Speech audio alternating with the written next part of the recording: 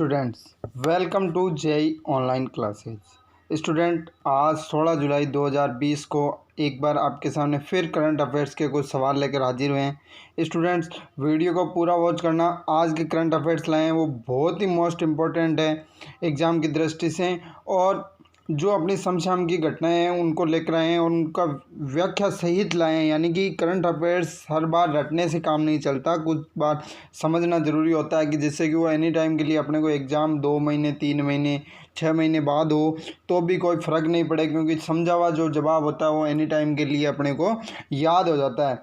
तो students, video एक बार पूरा देखें, और वीडियो किस प्रकार का लगा आपको, पर्सन किस प्रकार के लगे, इस प्रकार आप कमेंट बॉक्स में जाके कमेंट कीजिए, लाइक कीजिए, शेयर कीजिए, और जो व्यूवर्स नए हैं वो एक बार चैनल को सब्सक्राइब कर लें। तो स्टूडेंट्स, आज हम देखते हैं पहले सवाल को। भारत के आर्थिक एवं प्रौद्योगिकी सहयोग से संचालित चाबहार रेल परियोजना का संबंध निम्नलिखित में से किस देश से है? जो भारत के आर्थिक और प्रौद्योगिकी जो टेक्निकल हेल्प थी उससे चाबहार रेल परियोजना का संबंध है वो किस देश से है? तो देखो, पहला ऑप्शन तो खुद भारत ही है, क्या पता भारत में हो। बी इजराइल, सी इराक और डी ईरान। तो स्टूडेंट्स सोचो, देखो अभी अपने पास जस्ट ये चल रही थी, तो ये परियोजना स्टूडेंट्स ये परियोजना है अपने ईरान से रिलेटेड। कहाँ से रिलेटेड है? ईरान से स्टूडेंट। फिर देखो नेक्स्ट, अब इसके बारे में ईरान से किस प्रकार है, तो देखो चाबहार रेल परियोजना ईरान के चाबहार पोर्ट के जहेदान के बीच तक प्रस्तावित एक रेल परियोजना है। ये परियोजना 628 किलोमीटर लंबी रेल परियोजना है, और हाल ही में ईरान द्वारा भारत के परियोजना फंडिंग समय पर ना करने के कारण भारत को परियोजना से अलग कर दिया, जिसलिए ये अभी सुर्खियों में थी और अपने करंट अफेयर्स के लिए बहुत मोस्ट इम्पोर्टेंट बनता है। इस परियोजना को भारत की सरकारी रेलवे कंपनी इराकॉन पूरा करने वाली थी। स्टूडेंट्स, तो ये हमेशा ध्यान अभी रखना है कि ये ईरान ने भारत की जो परियोजना फंडिंग समय पर नहीं करने के कारण इसको परियोजना से भारत को अलग कर दिया था ईरान ने। नेक्स्ट सवाल की ओर चलते हैं स्टूडेंट्स। तो नेक्स्ट सवाल है, वह भारतीय प्रौद्योगिकी संस्थान यानी कि IIT जिसके द्वारा अल्ट्रावायलेट सैनिटाइजिंग उत्पाद शुद्ध विकसित किया गया। अभी देखो स्टूडेंट, अब अखबारों में सोशल मीडिया पे चल रहा था कि जो सैनिटाइजिंग उत्पाद था शुद्ध, वो कहाँ से हैं? तो IIT Kanpur, IIT Kharagpur, IIT Delhi और IIT मुंबई। तो स्टूडेंट्स देखो, इसके लिए आपको कहाँ से हुई थी, तो एक बार मैं ऑप्शन वापस रिपीट करता हूँ कि शुद्ध कहाँ विकसित किया गया? IIT Kanpur, IIT Kharagpur, IIT Delhi, IIT Mumbai. तो स्टूडेंट्स इसके लिए क्या हो जाएगा? इसके लिए ऑप्शन हो जाएगा IIT कानपुर हो जाएगा इसका, क्योंकि IIT कानपुर के जो विद्यार्थी हैं उन्होंने इसको सैनिटाइजिंग उत्पाद शुद्ध बनाया था। तो स्टूडेंट अब देखो कैसे बनाया, इसके बारे में विस्तृत चर्चा करते हैं कि हाल ही में भारतीय प्रौद्योगिकी संस्थान कानपुर में शुद्ध नामक एक अल्ट्रावायलेट सैनिटाइजिंग उत्पाद विकसित किया गया। यह उत्पाद मात्र 15 मिनट में 10x10 वर्ग फीट कमरे को कोविड-19 रहित करने में सक्षम है। यह स्मार्टफोन संचालित कीटाणु शोधन उत्पाद 6 UV लाइट से सुसज्जित है। प्रत्येक UV प्रकाश 15 वाट का होता है। यानी स्टूडेंट्स ये मोबाइल से चलने वाला एक उत्पाद है जो UV लाइट से सुसज्जित है, और 10x10 या 10x10 वर्ग फुट कमरे यानी जो नॉर्मल कमरा होता है, रूम होता है, उसको 15 मिनट में सैनिटाइजिंग कर सकता है। स्टूडेंट्स नेक्स्ट चलते हैं अपन।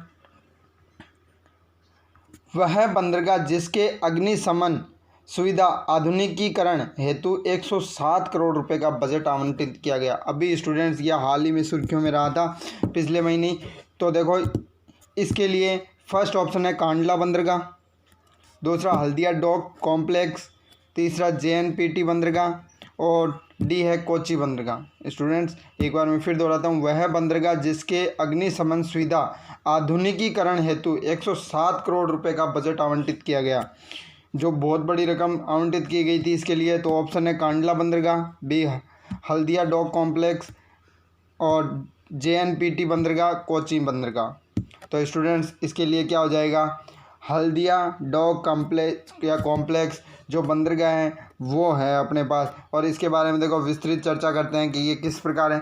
तो देखो 14 जुलाई यानी कि कल परसों की ही डेट में 14 जुलाई 2020 को शिपिंग मंत्रालय ने हल्दिया डॉक कॉम्प्लेक्स कोलकाता बंदरगाह में अग्निशमन सुविधाओं को बढ़ाने के लिए 107 करोड़ रुपए मंजूर किए। बंदरगाह में मौजूद अग्निशमन सुविधा एलपीजी और अन्य पेट्रोलियम उत्पादन से निपटाने का समर्थन नहीं करती। हमें ध्यान देना चाहिए हल्दिया बंदरगाह हल्दी नदी और हुगली नदी के मिलन स्थल पर बनाया गया है।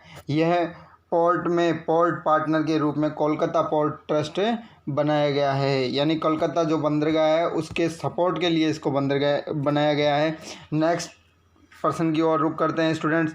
वह खाद्य पदार्थ जिसकी वास्तविक समय निगरानी हेतु पेडी वॉच नामक मोबाइल एप्लीकेशन गूगल द्वारा विकसित की गई है।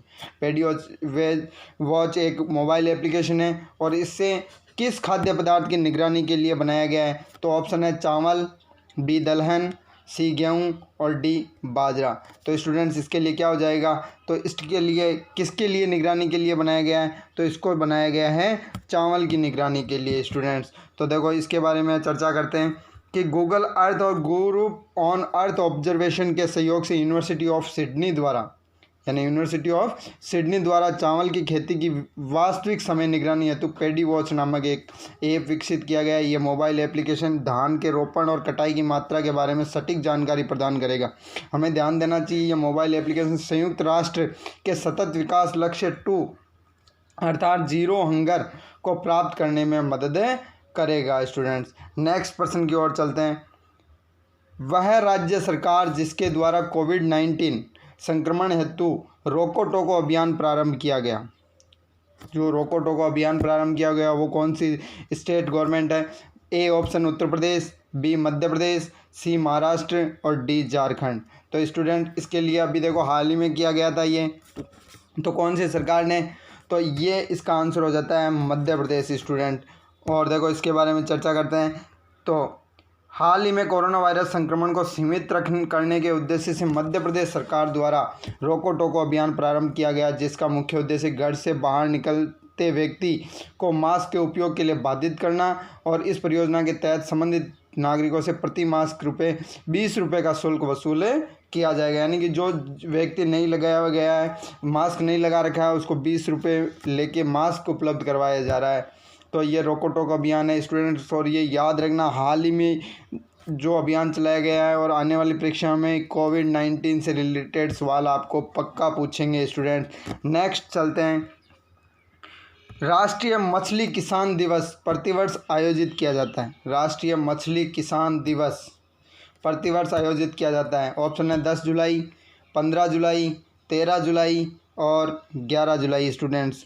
देखो बहुत से स्टूडेंट कंफ्यूज हो जाते हैं, तो देखो ऑप्शन फिर देख लो 10 जुलाई, 15 जुलाई, 13 जुलाई और 11 जुलाई। तो स्टूडेंट्स इसके लिए क्या हो जाएगा? इसका आंसर हो जाएगा 10 जुलाई स्टूडेंट्स। देखो इसके बारे में बात करते हैं। मुंबई स्थित केंद्रीय मत्स्य शिक्षा संस्थान द्वारा राष्ट्रीय मछली किसान दिवस 10 जुलाई को आयोजित किया गया। ये दिवस मत्स्य पालन एवं प्रजनन को प्रेरित करने के उद्देश्य से प्रायोजित किया जाता है। राष्ट्र खाद्य और कृषि संगठन के नवीनतम आंकड़ों के अनुसार भारत विश्व का तीसरा सबसे बड़ा मछली उत्पादक देश है। स्टूडेंट ये भी ध्यान रखना है कि भारत का मछली उत्पादन में कौन सा स्थान है, तो ये कौन सा है? तीसरा स्थान है स्टूडेंट्स। नेक्स्ट बात करते हैं। मटला राजपक्षे अंतर्राष्ट्रीय हवाई अड्डा किस देश में स्थित है? हाल ही में अभी कर्ज के मामले में ये हवाई अड्डा सुर्खियों में रहा था स्टूडेंट्स। तो ध्यान से देखो कौन सा है? तो म्यांमार, बी इंडोनेशिया, फिलीपींस और श्रीलंका। स्टूडेंट्स मटला राजपक्षे अंतर्राष्ट्रीय हवाई अड्डा किस देश में स्थित है? तो देश का नाम बताना। म्यांमार, इंडोनेशिया, फिलीपींस और श्रीलंका स्टूडेंट। तो इसका ऑप्शन क्या हो जाएगा? इसका आंसर क्या हो जाएगा? इसका आंसर हो जाएगा श्रीलंका। अभी हाल ही में रहा था। तो देखो क्यों रहा था, क्या कारण था? तो देखो मटला राजपक्षे अंतर्राष्ट्रीय हवाई अड्डा कोलंबो यानी जो श्रीलंका की राजधानी है से 241 किलोमीटर दक्षिण पूर्व में स्थित एक अंतर्राष्ट्रीय हवाई अड्डा, जहाँ सबसे कम हवाई उड़ानें होने के कारण यह दुनिया का सबसे खाली हवाई अड्डा भी कहा जाता है। स्टूडेंट ये भी याद रखना, यह हवाई अड्डा उच्च ब्याज दर वाले चीनी वाणिज्यिक ऋण के माध्यम से वित्त पोषित किया गया था, यानी कि इसको चीनी कंपनियों द्वारा बनाया गया था, जिसकी ब्याज दर बहुत हाई थी। ध्यान देना चाहिए, वर्ष 2013 से संचालित हवाई अड्डा वर्ष 2016 में ऋण का भुगतान नहीं करने के कारण राजस्व की कमी से जूझ रहा है, और इसके कारण अभी ये सुर्खियों में भी है। स्टूडेंट नेक्स्ट बात करते हैं अपन, वह राज्य जहां 1 वर्ष की अवधि के लिए बंदरों को हिंसक जानवर घोषित किया गया। स्टूडेंट अभी सोशल मीडिया पर भी ये बहुत बार हुआ था, ट्रोल हुआ था ये मामला, तो देखो कई स्टूडेंट्स के याद में भी होगा। वह राज्य जहां 1 वर्ष की अवधि के लिए बंदरों को हिंसक जानवर घोषित किया गया और वो यहाँ पे उनको शूट करने की परमिशन भी दी गई थी, और जिसका कई स्टेट्स और कई नागरिकों ने विरोध भी किया था। तो देखो पहला ऑप्शन है उत्तराखंड, बी हिमाचल प्रदेश, सी मणिपुर और डी असम। तो स्टूडेंट्स मैं आशा करता हूँ कई स्टूडेंटों को ये याद भी होगा इसका आंसर। तो ये कौन सा हो जाएगा, इसका आंसर हो जाएगा हिमाचल प्रदेश। हिमाचल प्रदेश जो गवर्नमेंट है उसने आदेश दिया था बंदरों को शूट करने का। तो क्यों दिया था इसकी व्याख्या देखो हम देखते हैं। हाल ही में केंद्रीय पर्यावरण मंत्रालय ने हिमाचल प्रदेश में बंदरों को 1 वर्ष के लिए हिंसक जानवर घोषित किया। हिमाचल प्रदेश सरकार ने राज्य में रिसस मकाक प्रजाति के बंदरों की संख्या में वृद्धि होने और उनके द्वारा बड़े पैमाने पर फसलों, लोगों के जीवन और संपत्ति को नुकसान पहुंचाए जाने के संबंध में केंद्र सरकार को सूचित किया था। वन्य जीव संरक्षण अधिनियम की धारा 62 के अंतर्गत प्रावधान है कि केंद्र सरकार अनुसूची 1, 2 के अतिरिक्त अन्य जंगली जानवरों को निर्दिष्ट क्षेत्र अवधि के लिए हिंसक जानवर घोषित कर सकता है। तो स्टूडेंट्स नेक्स्ट सवाल है, केंद्र सरकार द्वारा प्रायोजित पीएम कुसुम योजना का संबंध है। जस्ट अभी कुछ दिनों पहले ये योजना के बारे में चर्चा हुई थी। पीएम कुसुम योजना किससे संबंधित है? तो देखो फर्स्ट ऑप्शन है बालिका शिक्षा, महिला उत्थान, सौर ऊर्जा और ग्रामीण बैंक। स्टूडेंट ध्यान रखना, कोई भी परीक्षा हो एक योजना पक्का पूछी जाती है उसमें। तो देखो बालिका शिक्षा, महिला उत्थान, सौर ऊर्जा और ग्रामीण बैंक। तो इसका आंसर क्या होगा स्टूडेंट्स? देखो इसका आंसर हो जाएगा सौर ऊर्जा। सौर ऊर्जा से ये रिलेटेड है। देखो इसके बारे में क्या है, नवीन और अक्षय ऊर्जा मंत्रालय ने 34,422 करोड़ रुपए की पीएम कुसुम योजना को शुरू करने के लिए दिशा निर्देश जारी किए हैं। साथ ही किसानों को अपने खेतों में सौर ऊर्जा पैदा करने और डीजल पंपों के स्थान पर स्वच्छ ऊर्जा का उपयोग करने के लिए प्रोत्साहित करेंगे। प्रधानमंत्री किसान ऊर्जा सुरक्षा और उत्थान महाअभियान पीएम कुसुम योजना के तहत वर्ष 2022 तक 25,750 मेगावाट की सौर क्षमता स्थापित करने का लक्ष्य है इस योजना का। तो स्टूडेंट ध्यान रखें।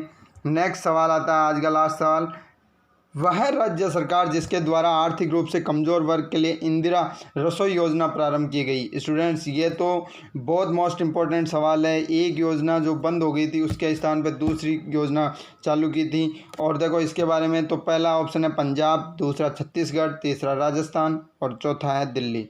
तो स्टूडेंट्स कई स्टूडेंटों को पता भी है, तो इसका आंसर हो जाएगा राजस्थान। राजस्थान में ये योजना का नाम चेंज कर दिया गया था सरकार के बदलते। देखो इसके बारे में क्या फैक्ट है, राजस्थान सरकार द्वारा राज्य के आर्थिक रूप से कमजोर वर्ग को शुद्ध और पौष्टिक भोजन उपलब्ध कराने के उद्देश्य से इंदिरा रसोई योजना प्रारंभ की गई। इस योजना के माध्यम से दिन में 2 बार रियायती दर पर भोजन व्यवस्था की जाएगी। हमें ध्यान देना चाहिए राज्य सरकार की पूर्ववर्ती अन्नपूर्णा रसोई योजना 31 मार्च 2020 को समाप्त हो चुकी थी और उसके स्थान पर इसको शुरू किया गया था। तो स्टूडेंट इसी के साथ आज के अपने करंट अफेयर्स के सवाल पूर्ण होते हैं।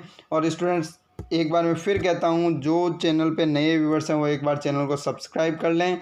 और बाकी स्टूडेंट आपको किस प्रकार के ये सवाल लगे वो आप कमेंट बॉक्स में जाके कमेंट करके बताएं। लाइक कीजिए, शेयर कीजिए। जितने भी कम्पिटिटिव एग्ज़ाम की जो तैयारी करने वाले स्टूडेंट हैं या अपने फ्रेंड्स हैं या फैमिली मेम्बर हैं, सबको शेयर कीजिए। धन्यवाद।